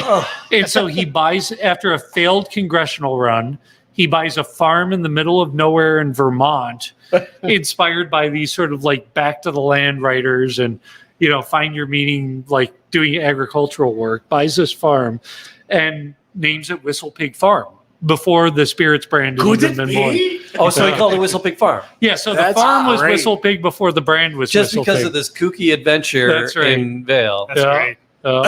And the rest, then the farm became the locus for this notion of a grain to glass distillery, which became Whistle Pig. And so that name got attached to that brand. I thought it was like a down south Boss Hog barbecue kind of. We got there too. Yeah. So but, Dave Pickrell. No, it was French lunatic. Yeah. Who knew? There's a story to everything. Augie, what's this bottle look like? Thank you so much for sharing that. Yeah, what is? Oh my god, I love that. It says 50 years. I never knew that. Because it's I didn't know about that. That's interesting. So that reminds me of a quick story that's really funny. Right after the Red Wings won the Stanley Cup, I was in a private party. 94? Yes, 94. We're freshmen in college. My friend's band's playing this party, and a bunch of the Red Wings are there. And Anders Eriksson is just pissed drunk. And we were all going to do a shot, and my one friend, or have a drink and toast. My one friend didn't have a drink, and he goes, oh, and he pulls a bottle of Budweiser out of his back pocket, hands it to my friend, cracks it. We're like, what a nice guy, cool. Go an hour later, we're up at the bar, we owe him a shot. We all going to do a shot, and he holds up, he goes, no, I must toast to poopy eyes. And we're all standing there like, what? Poopy eyes. And then it clicks. I go, you're Swedish. You mean shit-faced. You want to get shit-faced, not poopy eye. And he goes, yes! Poopy eyes. Everyone just looking in silence. The literal translation. Here's to poopy eyes. What? So we got pink guy now? Or what? Well, to poopy eyes. My friends and I still do this 4 years later. I mean, cheers to having poopy To eyes. Anders Eriksson and poopy eyes. To pink eye. So anyway, guys, what you're drinking right now, this is the Bhakta 50 blend of 8 different vintages. Youngest 1970, oldest 1868, smoky and peaty, finished in an Isla whiskey cask. And that's why we call it brandy and not Armagnac. Okay. Yeah. Okay. That's got a kind of a Scotch feel to it. Yeah, absolutely, big yeah. time Scotchy. So that was Scotch, the idea here, Scotch, Matt, to Scotch. build the bridge I from like the whiskey Scotch. and the Scotch drinker Yeah. into brandy and Armagnac as a category. This will bring them in. I can't believe that this and Yezhnufka are in the same category as a brandy. Yezhnufka is the Polish blackberry brandy we drink down on Hamtramck like crazy. Polish rocket fuel. I have I have a Burgundy Bronco with the license plate Yeji for the Nice. state of Michigan. That's how much Yezhnufka I've drank. Well, This is an interesting brandy. This is Holy completely different flavor smokes. profile. Literally, smokes. And Smokes. And again, everything you guys do, it's complexity. It is. Layering and balance. And because after selling Whistle Pig to Wall Street, probably didn't have to work. No, he didn't. You know, He could have lived on the beach in Vero Beach for the rest of his life. and so And met a lot of French guys. So this is very you know, boutique. I at mean, Van. these are very boutique. These are very high end. You know, he's not worried about churning out a ton. That's right. He's Doing it right. He's interested in the Yep. in the craft and the artistry of it. Mhm. Like I said, like the flavors of blends are my favorite. But Jamie, I would say doing it right in the way we want to do it. Yeah. Like if you went into like a marketing meeting at Diageo or Beam Suntory and said, tell you what, we've got this great supply of ancient Armagnac and we're going to take a bunch of vintages we're going to slap a 50-year age statement on it and take a bunch of vintages dating from 1970 back to 1868 and blend them together and finish them in an Isla whiskey cask. Do you know what they'd fire you? What is Yeah. Isla whiskey cask? What does that mean? So It's Scotch. Scotch. Okay. Yep. Thank you. Isla is way up in the northwest of Scotland. There's a series of islands that are off the northwest coast that are very remote, very windswept, very barren, and trees don't grow there. The old band we had. Okay. Yeah. Okay. So their fuel source historically, instead of burning like trees, they cut turf. Yep. Peat. They go out into the peat bogs. Wow. And they basically man. shovel up mud. They dry it out. Yep. And Jamie, you probably if you've been in rural Ireland, maybe or if you were there 20 years. You see the peat in the bog. Yeah. Actually, it's they're cutting it back. It's there's it's a not shortage, and it's deteriorating the landscape. And, Jack Donaghy always said his dad was a damn mud farmer. Yeah. But that's what they do. They go out and they cut turf and they dry it into bricks, and that's what they would heat the stills with. And as they were 30, all right. as they were heating the stills, though, they would smoke. dry it out. They would smoke the grain. And so the grain would absorb some of that peatiness. Yep. And then when they went and fermented it, it would come through on the spirit. And so Isla is one of probably two places in Scotland where that's regularly done. The other is the Orkneys way off on the north coast, which is an incredible place in its own right. But yeah, Isla is your Lagavulins, your Lafroigs, your Oban. Yeah, that's their home. Bunyaben. Well, you're getting the sea in there. Absolutely. And you're getting there's a salinity to it, isn't there, Jamie? Yeah. Just all from that cask, all from that barrel. With a super great, super old blend of Armagnacs underlying it with an incredible amount of history to it. I mean, to us, the other historical fact that keeps us going on this stuff, I mean, our 1868, between 1868 and the present day, do you know how many times Germany invaded France? How many? Too fast. Over under. August Gitschlag didn't need to jump in on that so quick. Yeah. But I know. Kid in school. Not so enthusiastic. Yeah, with the right handle. Oh my god. I saw that, Matt. Hey, man. I think it was innocuous. Even to think about what these spirits have made it through. Yeah. What they've lived through, right? Wars, Being in this revolutions. cellars of wars and revolutions happening above them. Not just these spirits, but the stuff you guys are drinking right now. Right. Oh, the benefit of being the 1868. landlocked, away from the rivers, away from the just That's in the right. middle of That's like you right. said, middle of nowhere, Yeah. France. So I was on a hunt for a book. I was looking for, because when we bought the house, I'm like, my wife and I went house hunting, and she's like, I want to look at these 40 houses. I'm like, you're out of your mind. We're not going to look at 40 houses today. I go pick 8 of them that you want to see. She's like, all right, we're going to look at these, but we're starting with this one. Wait. She said, I would look at 40 houses. She said, no, we're starting with a house from 1840. No, she didn't. She was, I'm looking at this one. And then we got there. No, I was not. Yeah. Clearly I was not. Yeah, no. And so we get in the driveway and she's like, oh, this is cool. And we're bringing up the listing. I'm like, this can't be right. And she's like, I'm like, wow, this thing says it's built in 1831. And she's like, no, I mean, it could be. And I'm like, I don't know. Troy. In Troy. It had to have been one of the original settlements. Right? Yeah, it really is. Wow. And we're like, holy crap. And it's just gorgeous. And she's standing there. She's like, I don't know about you two. Me and my stepson, Colin. She goes, but I'm living here. Yeah. It's like that scene from Ghostbusters where it's got a pole. This is so weird. Try it out. So, but it's like, it's just the history, behind it is. It's incredible. Yeah. And I Cross I the pinch streams, myself. Ray. Yeah. It's just. I'm we're so pinching lucky. Matt and Jamie right now, thanking them for allowing me to be on this podcast so I can try this amazing stuff. Yeah. Great. No, I'll drink to Clausen and Guardian Angel. So, The city of Augie, Clausen. the work you do. Yes. Yeah. Thank you. No, it's a great Well town. done. Pass I it used to on. watch the fireworks Salon. there. A lot of good friends in that town, and it's changed though. Like downtown is the little like city with the big booming. heart is booming. And Yeah. we don't have enough capacity for the amount of restaurants and bars that Yeah. want to come there.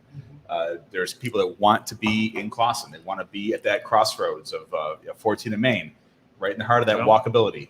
And there's just not enough capacity. Would you say Noble Fish got it started though, or what? There used to be a great bakery there, like a German bakery. Do you remember that place? The Or White Wolf, the Japanese bakery, is there. Okay. And now there's now Noble Village. That whole block is becoming a Noble. Wow. Thing. And then I was at Weiss Distilling yesterday. For a tasting with their distiller. Yeah. Feather Bowl with a Caju. And that place is just drawing people that never were going to come to Clawson before, that weren't just pizza and Bud Light Renshaw people, that are coming into town to check it out. Whiskey Taco Foxtrot is like bringing people into town that have never been to town before. The cute little Lululemon. Three Cats. Yeah, and Lululemon. And that has Lululemon. it's been like a maker's art kind of thing, and now They it's took over the old evolved theater, into and like they got a a restaurant, really and nice theater, restaurant. and it works. And that has been an anchor there for quite a while. Yeah, I mean they have great It's food just with some novelty socks next it's to you on a culturally rack. cooler. It's like wonderful. Clawson is culturally cooler than you think it is. We have the Magic Shop that started in Royal Oak, that went to Berkeley and ended up in Clawson. it used to just be the Pizza Hut and the Zider party shop when I was there. The Pizza Hut's gone. It's gone. It's now free parking. The brown bag that was on the other side of the Pizza Hut is now Mojave Canteen, an amazing taco and Mexican joint. Progress, I guess. There's Zioli's Italian. I'm very proud of what they're doing in downtown Augie, Clawson. sometimes us old farts have just got to get out of the way, I guess, too. Yeah. As great as this history is and stuff, Clawson looks amazing. It does. Yeah. So with that, Doug, what's going on here in the city of Lake Orion that you're looking forward to over the next couple of years? Yeah, so as people come down to the Wine Social. Nice economic development segue, Matthew. Thank you. Used to be a banker. It's called being a professional. Professional what? Yeah, we've got kind of a really nice hidden little gem here. Yeah. It's a historic village. We now have a social district, so we have to-go containers, so you can kind of mill and walk around and such with your to-go container. So you can actually walk out with the spirit in your hand You around can, here? correct, yeah. As long as it's the right cup kind of thing. But sure. you can go out and walk around. We do a lot of festivals. We do Restaurant Week. We do a big 4th of July festival down here. Flower Fest. They do a really good job of for being a small Oakland County, northern Oakland County suburb, of doing events. Right. We're fortunate enough to have the lakes that we do here. Well, so White Lake does Quake on the Lake and what have you. Is there something that's similar? We here? do Dragon on the Lake. Dragon on the coming Lake, up in yes. August. That's our big event. We do the dragon races on the lake. And then downtown, there's a big tent right behind us here in the parking lot where there's bands. The Mega 80 bands usually play, but there's different bands that come. They're I can tell you stories about the Mega 80. I love it. Yeah, and we do a big art tent, and there's other festivals around through. But that's our big summer festival is Dragon on the Lake, the Lake Orion Dragon. So sure. So the Dragon Boats is their version of the Hamtramck canoe races. Yes. That's taking it up north. So the Wine Social people want to find out about this. Is there a website?